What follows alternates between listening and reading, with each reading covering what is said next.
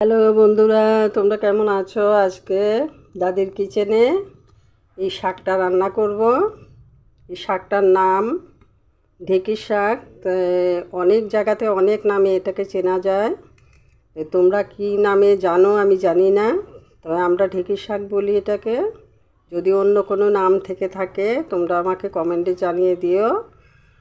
আজকে রেসিপিটা ভালো লাগলে লাইক, শেয়ার, সাবস্ক্রাইব করে দেবে। প্রথমে শাকটা আমি ধুয়ে নিচ্ছি। শাকটা না ধুয়ে কাটা যায় না, শাকটার মধ্যে প্রচুর বালু থাকে, তার জন্য শাকটা আগে পরিষ্কার করে ধুয়ে কাটতে হবে। আমি কেটে তোমাদের আবার দেখাচ্ছি কী করে রান্না করতে হয়। একবার শাকটা রান্না করে ঠিক আমি যেভাবে রান্না করব সেভাবে রান্না করে খেয়ে দেখো, দেখে আমাকে জানাবে রান্নাটা কেমন হয়েছে। ঢেঁকি শাকটা রান্না করার জন্য উনুনে একটা কড়ার মধ্যে একটু মুসুরির ডাল আর জল দিয়ে সেদ্ধ বসিয়ে দিয়েছি। ডালটা আমার সেদ্ধ হয়ে গেছে, এখন নামিয়ে নেব।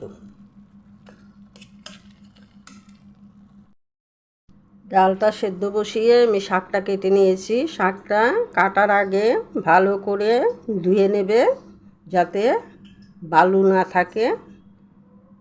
প্রচণ্ড বালু থাকে শাকটার মধ্যে, কিন্তু খেতে বড় টেস্টি।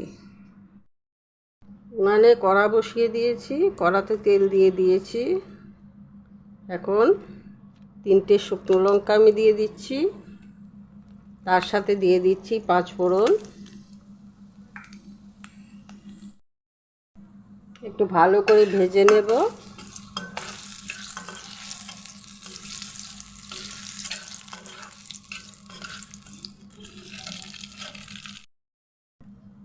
ফোড়নটা আমার ভাজা হয়ে গেছে, এখন আমি এটার মধ্যে শাকটা দিয়ে দিচ্ছি।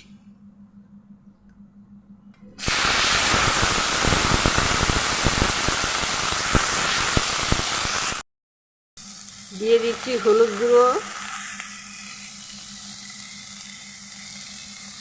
নুন দিয়ে আবার একটু নাড়ছি।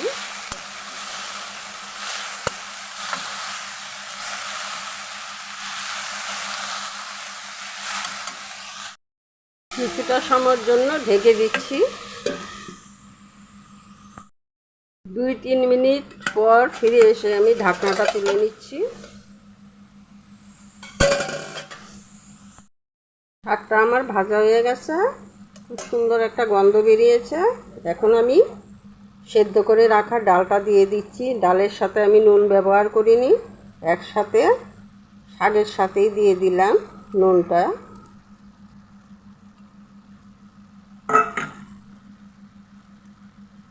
দিয়ে দিচ্ছি কাঁচা লঙ্কা। ডালটা দিয়ে একটু নেড়ে চেড়ে দেব।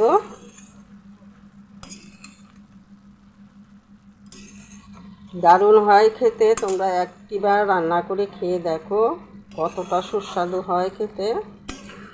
তবে শাকটা ভালো করে ধুয়ে নেবে।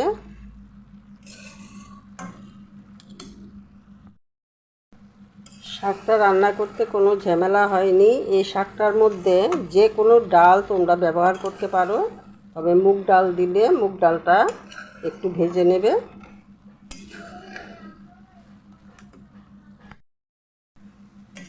রেসিপিটা আমার হয়ে গেছে, এখন নামিয়ে নেব। নামাবার আগে একটু ঘি ব্যবহার করছি। শাকের মধ্যে ঘি দিলে এমনিতেও শাকটা খেতে খুব সুস্বাদু হয়। তোমরা একটু ঘি দেওয়ার চেষ্টা করবে। আজকের রেসিপিটা এখানেই শেষ করলাম। তোমরা ভালো থেকো, সুস্থ থেকো।